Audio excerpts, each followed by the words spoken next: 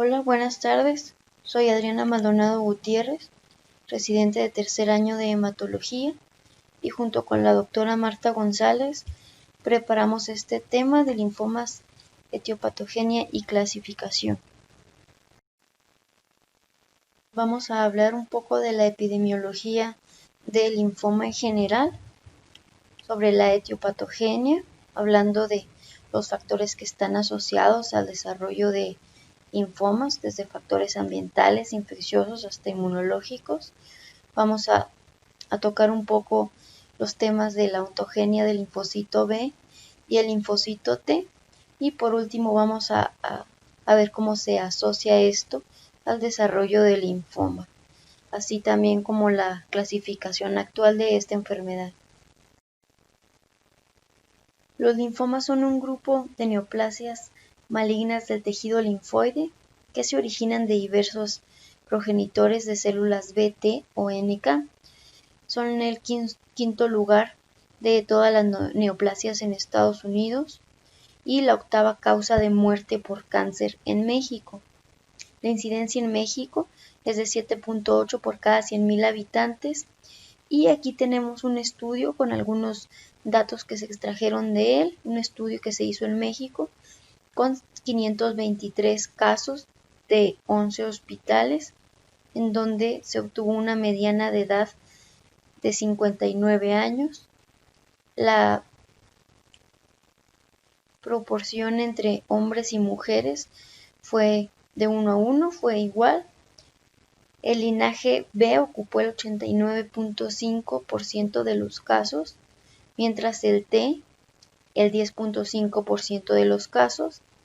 El linfoma más frecuente fue el linfoma difuso de células grandes B, con 57% de los casos, seguido del linfoma folicular, con 14.7% de los casos. Y después de estos, linfoma de linfocitos pequeños, linfoma TNK y linfoma linfoblástico.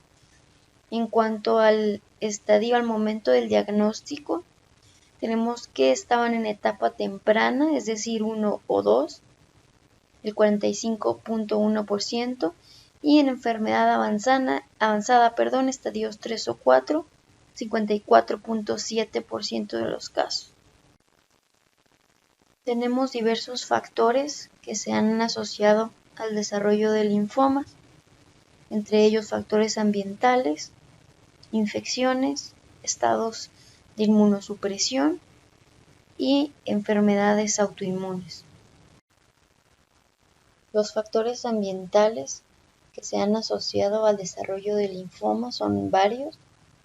Uno de ellos es la exposición a tricloretileno que encontramos en los solventes, que forma parte de la exposición laboral en el caso de granjeros, jardineros, pintores, carpinteros, etc. Tenemos también la exposición a organoclorados u organofosforados que podemos encontrar en herbicidas. En cuanto a esto, se ha dicho que la exposición que es un riesgo para el desarrollo del linfoma es la exposición laboral, no la exposición de uso domiciliario, ya que son diferentes en cuanto a tiempo y cantidad. También se ha asociado el uso de tinte negro con el desarrollo en específico del linfoma folicular. Se ha asociado también el tabaquismo a desarrollo del linfoma no-Hodgkin. De esto se dice que hay un efecto dosis-respuesta y que el riesgo es más incrementado cuando el tabaquismo es más intenso y de mayor duración. También el índice de masa corporal elevado se ha asociado con múltiples neoplasias malignas, y entre ellas tenemos el linfoma. Se ha dicho que un índice de masa corporal mayor de 30 kilogramos por metro cuadrado es lo que la Organización Mundial de la Salud llama obesidad grado 1, se asocia con linfoma y aparte con un peor pronóstico de la enfermedad neoplásica. Otra factor de riesgo ambiental es la radiación. Esto se observó en los sobrevivientes de las bombas atómicas de Hiroshima y Nagasaki. Las personas que estuvieron cerca del centro de detonación se reportaron con un incremento en la incidencia de linfoma, y también se observó esto en las personas que estuvieron expuestas a la radiación por el accidente nuclear de Chernobyl. Asimismo, los pacientes que hace más de medio siglo eran tratados con radiación, como los pacientes con espondilitis. En el caso de los pacientes con espondilitis anquilosante, se observó también en estos un incremento en la incidencia de linfoma. Tenemos múltiples agentes infecciosos relacionados con el desarrollo de linfomas. Vamos a revisar algunos datos importantes de cada uno de ellos. Tenemos al virus linfotrópico humano de células T tipo 1, que es un virus ARN y que inmortaliza las células linfoides e induce malignidad. Se encuentra asociado sobre todo al desarrollo del linfoma de células T y se dice que infecta sobre todo a individuos previamente susceptibles. Uno de los virus más importantes en el desarrollo de linfomas es el virus de Epstein-Barr. Este se ha asociado al desarrollo del linfoma de Burkitt, el linfoma post-trasplante, linfoma TNK nasal, linfomas en pacientes con VIH, y dentro de este último grupo ha asociado al desarrollo de linfoma del sistema nervioso central, linfoma difuso de células grandes B, plasmoblástico de cavidad oral y linfoma primario de cavidades. El virus de Epstein-Barr se une al CD21 del linfocito B y lo transforma en células linfoblastoides que sufren una proliferación descontrolada, y es así como lo lleva a desarrollar el linfoma.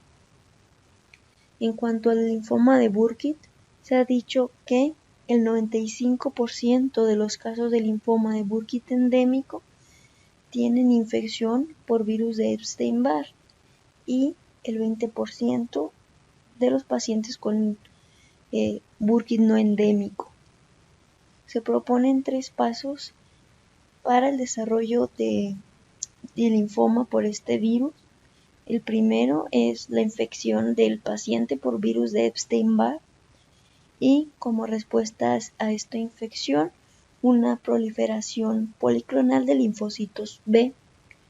Posteriormente, la presencia de otras infecciones. Se hace especial mención a la malaria, ya que se ha observado que la malaria es endémica en muchas regiones donde el linfoma de Burkitt endémico existe. Se ha dicho que esta infección y otras infecciones tienen este efecto de aumentar esta proliferación inicial provocada por el virus de Epstein-Barr, y como último punto, que por esta proliferación persistente ocurren translocaciones en los linfocitos B, sobre todo en cromosomas 8, 2, 14 y 22, que culminan con la expansión clonal y el desarrollo del linfoma. De la familia herpes tenemos al virus herpes 8, que va a ser transmitido por vía sexual y vía vertical. Va a estar encontrado también en asociación con el sarcoma de Kaposi, y en el caso del linfoma lo encontramos como factor de riesgo para desarrollo del linfoma primario de cavidades y para el desarrollo de enfermedad de Castleman, y en su mayoría, sobre todo en pacientes con VIH. También existe una asociación importante con la infección por virus de hepatitis B y C. En un estudio con 334 pacientes con un diagnóstico nuevo de linfoma, se les buscó infección por estos virus y se encontró que la hepatitis B era mucho más alto en pacientes con linfoma difuso de células grandes B y con linfoma folicular, y en el caso de la hepatitis C se encontró con mayor incidencia en el linfoma difuso de células grandes B. De igual manera, se ha encontrado que el virus de hepatitis C tiene predilección por los linfocitos B y se asocia sobre todo a desarrollo de linfoma difuso de células grandes B, linfoma de la zona marginal, linfoma linfoblástico y linfoma folicular. Ha encontrado también la asociación entre la infección por Helicobacter pylori y el desarrollo de linfoma, sobre todo linfoma MALT, pero también linfomas de alto grado. Esto como un linfoma de alto grado de novo o como una transformación de un linfoma MALT a un linfoma de alto grado.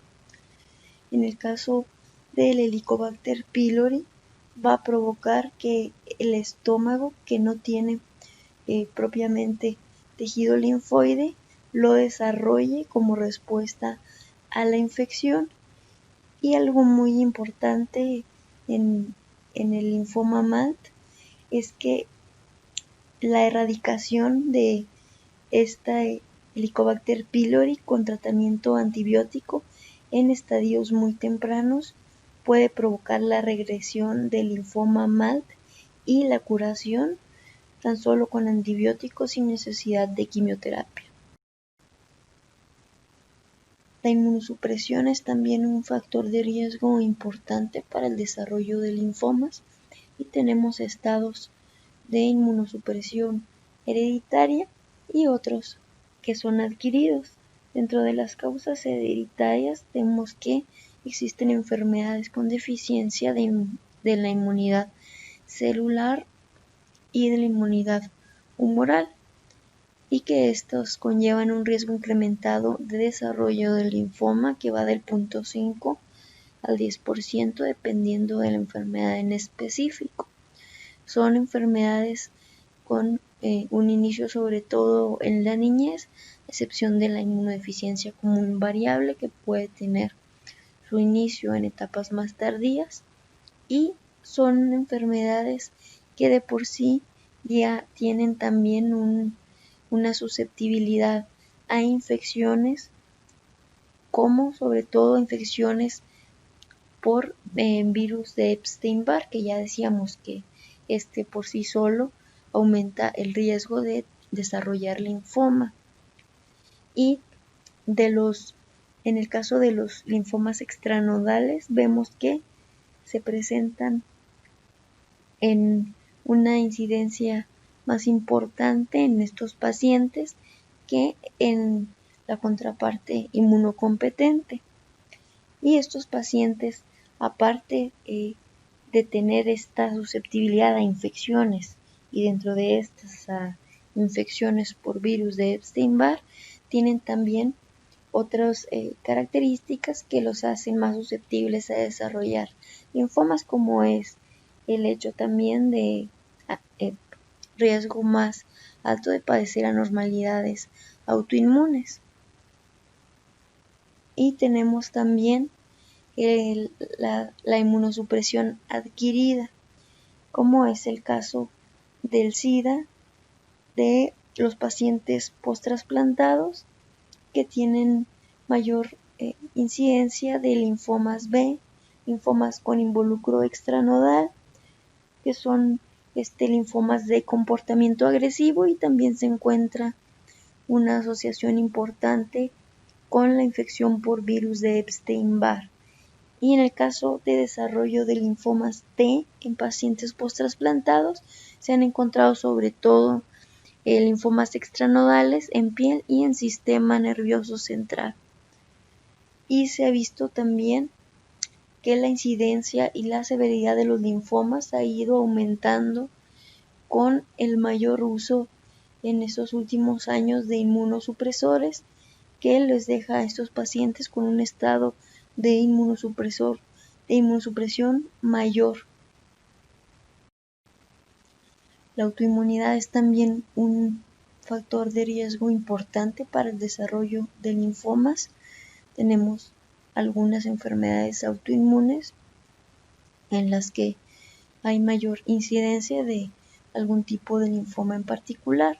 La manera en cómo se desarrolla esto es que un paciente con una enfermedad autoinmune se encuentra en un estado crónico de estimulación inmune en el que hay una proliferación excesiva de linfocitos B, y esto aunado al funcionamiento incorrecto de los linfocitos T reguladores deriva en el desarrollo del linfoma.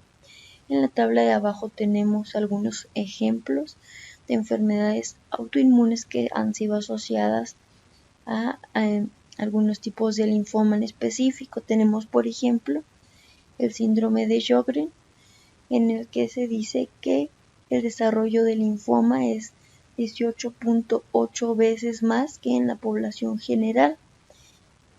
De igual manera, se ha visto que en estos pacientes el linfoma de la zona marginal de la glándula parótida es 1000 veces mayor que en la población general, y se ha asociado también mucho a desarrollo del linfoma difuso de células grandes B y linfoma folicular.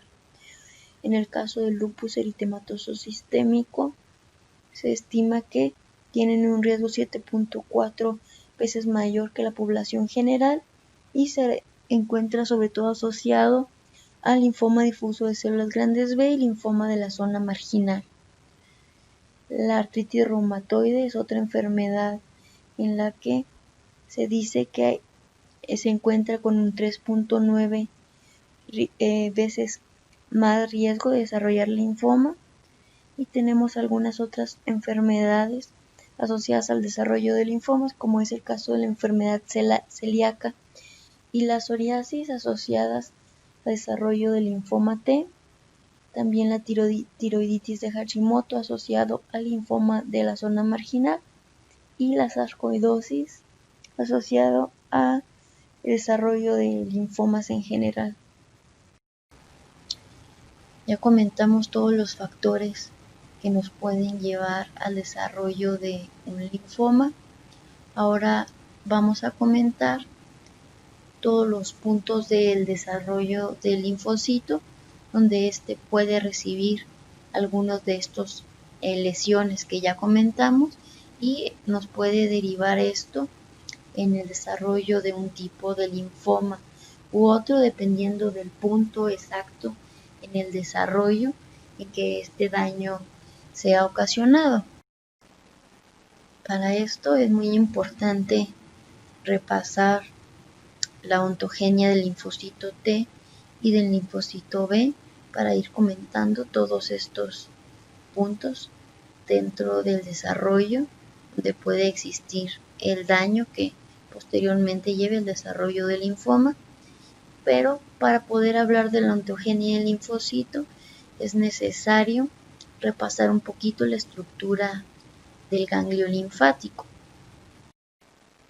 Primero que nada, recordemos que existen órganos linfoides primarios o centrales, como es la médula ósea y el timo, y órganos linfoides secundarios o periféricos, entre los cuales se encuentra el ganglio linfático. Básicamente, en los órganos linfoides primarios tenemos la maduración de linfocitos B y linfocitos T, y en los órganos linfoides secundarios tenemos la interacción de los linfocitos con las células presentadoras de antígeno y el inicio de la respuesta inmune. Aquí tenemos una imagen de un ganglio linfático. La zona más externa es la zona de la cápsula, que está formada por tejido conjuntivo y va a enviar hacia la médula estos septos que van a dejar al ganglio dividido en estos compartimentos, que están organizados de la siguiente manera: la parte más externa, que es el seno subcapsular, después la zona de la corteza. Aquí en la zona de la corteza tenemos el folículo linfoide, que puede ser primario o secundario. tenemos que le rodea también la zona T o zona de la paracorteza, que tiene predominio de linfocitos T, y la zona de la médula. Después tenemos el hilio y el linfático eferente que sale del ganglio. En el folículo linfoide decíamos que puede ser primario o secundario. El folículo linfoide primario va a ser un folículo rico en linfocitos B vírgenes que vienen provenientes de la médula, y en el momento en que se les presenta un antígeno, estos sufren una transformación a células blásticas y se reorganizan en el folículo linfoide, se quedan organizados en el centro formando el centro germinal y pasa a llamarse folículo linfoide secundario. Ahorita vamos a hablar más extensamente de la organización de este folículo linfoide secundario, pero en pocas palabras eso es. En la zona de la médula vamos a tener cordones medulares o celulares separados por sinusoides linfáticos. Los cordones medulares van a estar formados por linfocitos T, B, células plasmáticas y macrófagos, y los sinusoides linfáticos van a drenar en el sinus terminal, y de aquí se va a originar el linfático eferente que sale por el hilio de aquí del ganglio. Esta es una imagen de un folículo linfoide secundario que comentábamos que se forma cuando los linfocitos B vírgenes de un folículo linfoide primario sufren una estimulación por un antígeno y se transforman en células blásticas. En el momento en que estas células blásticas se organizan en el centro y forman lo que se llama centro germinal, pasa a llamarse folículo linfoide secundario. Entonces tenemos aquí un linfocito B virgen que sufre una estimulación por un antígeno, se transforma en una célula blástica y se organiza en su centro germinal, que va a tener dos partes. Esta parte de aquí, que es la zona oscura del centro germinal, y toda esta parte de acá, que es la zona clara del centro germinal. En la zona oscura del centro germinal vamos a encontrar las células blásticas, que después se transforman en centroblastos, y en la zona clara vamos a tener dos zonas, una zona clara basal, que va a ser esta de aquí, y una zona clara apical, que va a ser la que está por la parte externa. En la zona clara vamos a encontrar, después de la fase de centroblastos, se transforman en centrocitos, que va a ser la célula que va a estar ocupando aquí la zona clara, y aparte vamos a encontrar macrófagos, células dendríticas, linfocitos T. Posteriormente estos centrocitos pueden transformarse en un linfocito B de memoria o en un precursor de célula plasmática, ya ambas células fuera de lo que es el centro germinal. Y esta célula, este precursor de célula plasmática, puede trasladarse hacia la médula ósea y terminar su transformación a una célula plasmática como tal. Rodeando este centro germinal tenemos una capa o un halo de linfocitos pequeños que vamos a llamar zona del manto, que va a contener también este linfocito B de memoria y los precursores de las células plasmáticas. Hay otra zona que no está representada aquí en la imagen, pero que es también muy importante, que es la zona marginal.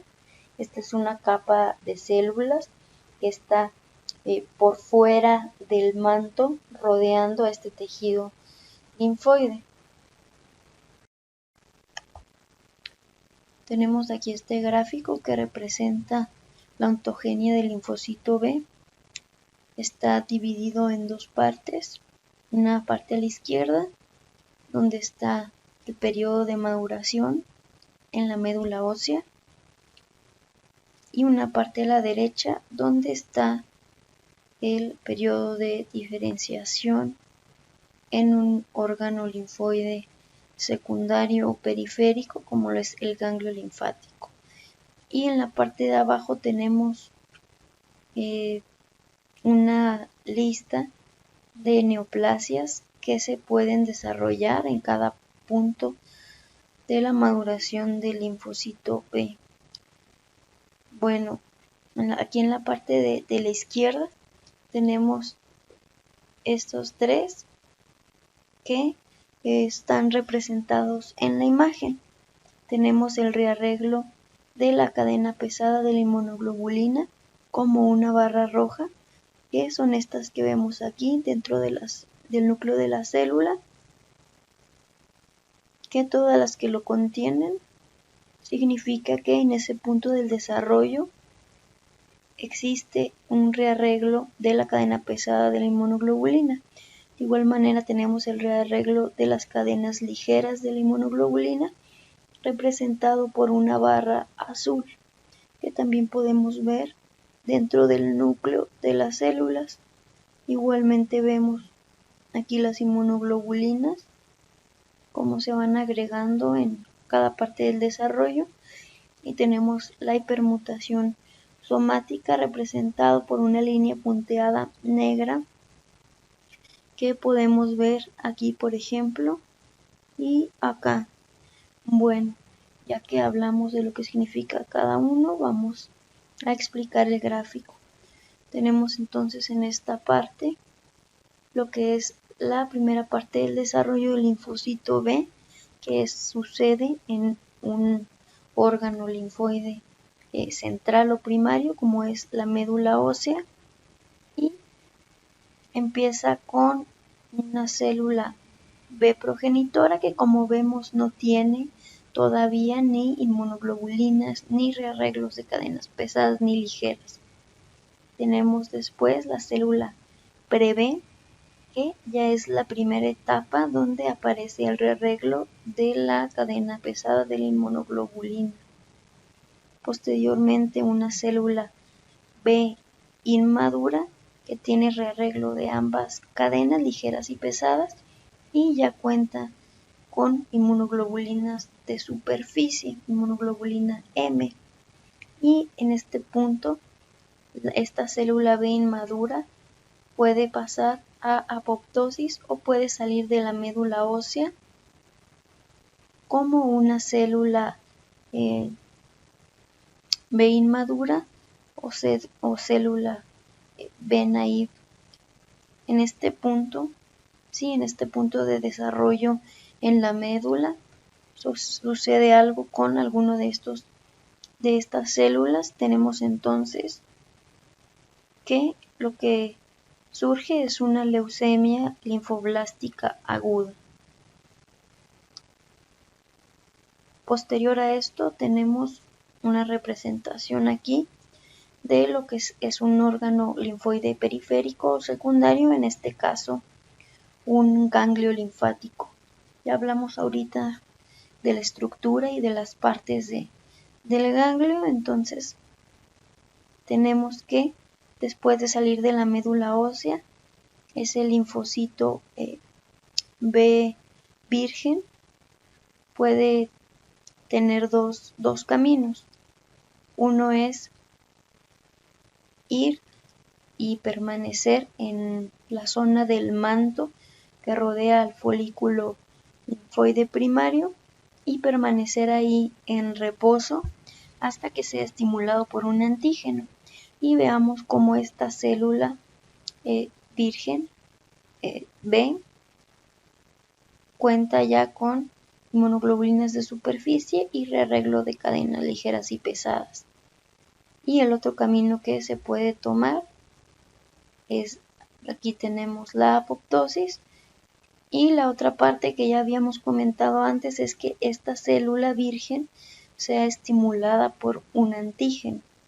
En el momento en que es estimulada por un antígeno, sufre una conversión plástica y aquí se me había olvidado comentarles que la célula B virgen, cuando sale de la médula ósea, comienza a sintetizar ya inmunoglobulina D en la superficie. Y bueno, continuando, tenemos aquí la estimulación por el antígeno y la transformación a célula B blástica. Esta célula B blástica tiene dos caminos. Uno es convertirse en una célula plasmática de vida media corta con secreción de inmunoglobulinas, o lo que ya habíamos comentado, que esta célula blástica pase a formar o a organizar ya como centroblasto, pasa a organizar este folículo linfoide primario. Ya una vez aquí el centroblasto, veamos que pierde las inmunoglobulinas de superficie, y algo importante en este paso es que veamos aquí que sucede la hipermutación somática. Esto pues es muy obvio, ya que acabamos de decir que este cambio viene después de una estimulación antigénica.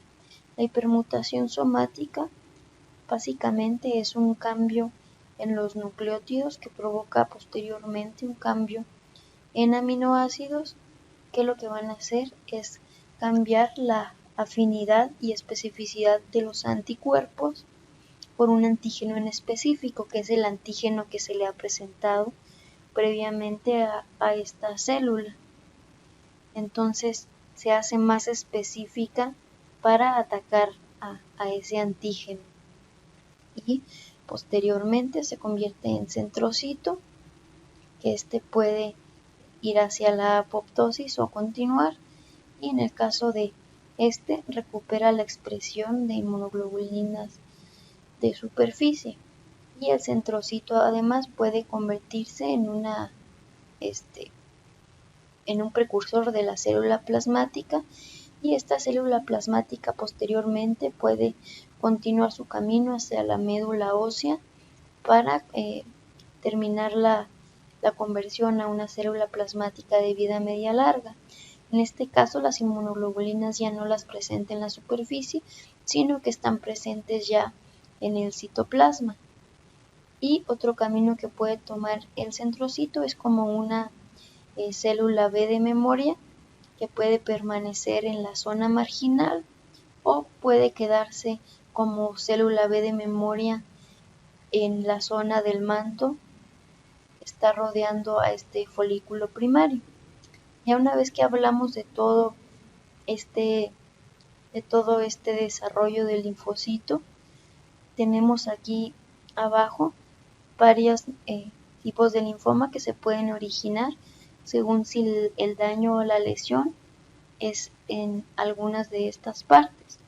Tenemos aquí las neoplasias pre-centro germinal, es decir, antes de que el linfocito entre al centro germinal, que es básicamente un linfoma del manto. Si la lesión está en cualquiera de estas células, tenemos aquí las neoplasias del centro germinal, que son aquellas que se originan cuando hay una lesión en alguna de las células dentro del centro germinal, que es el linfoma folicular, el linfoma de Burkitt, el linfoma difuso de células grandes B y el linfoma de Hodgkin. Y tenemos las neoplasias post-centro germinal, que se refiere a todas las neoplasias que se desarrollan cuando hay una lesión en la etapa de desarrollo del linfocito B posterior al centro germinal, ¿no? Entonces es la zona marginal, los linfomas MALT, linfoma linfoplasmoblástico, linfoma de linfocitos pequeños, leucemia linfocítica crónica, linfoma difuso de células grandes B y obviamente mieloma o linfoma de células plasmáticas. Y otra cosa que comentar es que obviamente aparte de estos rearreglos y de la expresión de inmunoglobulinas de superficie, de la hipermutación somática y todo esto, en todo el desarrollo del linfocito B van surgiendo expresión de marcadores. Entonces se van expresando marcadores y en unas etapas aparecen unos, luego ya no. En fin, lo que les quiero comentar en cuanto a esto es que cada célula va teniendo marcadores específicos de esta etapa del desarrollo. Y esto es importante porque según la etapa del desarrollo donde se ocasione el daño, va a ser entonces el tipo de linfoma que se va a ocasionar, y entendiendo esto, pues van a ser también el tipo de marcadores que va a expresar ese linfoma como tal. Tenemos aquí un gráfico que esquematiza la diferenciación del linfocito B y los marcadores más importantes. Tenemos que va de un linfocito pro B a una célula plasmática. Tenemos una etapa en la médula ósea y una segunda etapa en el tejido linfoide secundario. Tenemos aquí una primera etapa antígeno independiente, posteriormente una segunda etapa dependiente de antígeno, que es cuando el linfocito B virgen se le es presentado un antígeno y se transforma en célula blástica que entra hacia el centro germinal, y a partir de aquí es etapa dependiente de antígeno. Tenemos aquí algunos marcadores, vamos a mencionar algunos de los más importantes, y comentábamos ahorita que cada una de las etapas de diferenciación pues tiene sus marcadores específicos, y es bueno saber cuáles corresponden a cada una para en cierto punto identificar de dónde proviene o de qué etapa proviene el linfoma del que estemos hablando. Tenemos aquí la célula pro B con expresión de todos estos marcadores. Tenemos por ejemplo el CD34 que expresa nada más la pro B. Tenemos aquí el CD10 que es expresado por la célula pro B, por la pre-B. Posteriormente deja de expresarse y vuelve a expresarse en la etapa del centro germinal. Tenemos también el BCL6 que es único del centro germinal. Tenemos aquí MUM1 que es expresado por linfocito B de memoria en la zona marginal y por célula plasmática. Y tenemos también CD138 que nos sirve para identificar también las células plasmáticas. Mencioné algunos importantes que se expresan en el centro germinal como CD10 y BCL6. Pongo aquí a la izquierda el algoritmo de Hans, que se hizo para hacer la diferenciación de dónde proviene una célula, si proviene del centro germinal o proviene de fuera del centro germinal. Esto con especial importancia en el caso del linfoma difuso de células grandes B, ya que hace mucha diferencia en cuanto a pronóstico. Un linfoma difuso de células grandes B que proviene del centro germinal tiene un pronóstico mejor que aquel que proviene de fuera del centro germinal. Entonces, la manera en cómo funciona este algoritmo es precisamente por los marcadores que se expresan en cada etapa. Veamos aquí, nos piden primero que digamos si el linfoma es CD10 positivo o negativo. En caso de que sea positivo, nos marca que el linfoma proviene del centro germinal, obviamente porque el CD10 vemos que es un marcador típico del centro germinal. De igual manera, en caso de que sea negativo, nos pregunta sobre BCL6, que ya vimos también que es único del centro germinal. Entonces obviamente si es negativo, pues nos marca que es un linfoma que proviene de fuera del centro germinal. Y por último nos preguntan por MUM1, que veíamos que se expresa en células plasmáticas y células B de memoria de la zona marginal. Por lo tanto, si es positivo, pues nos indica que no proviene del centro germinal. Entonces, esta es la manera en cómo funciona el algoritmo por los marcadores que ya hablamos ahorita.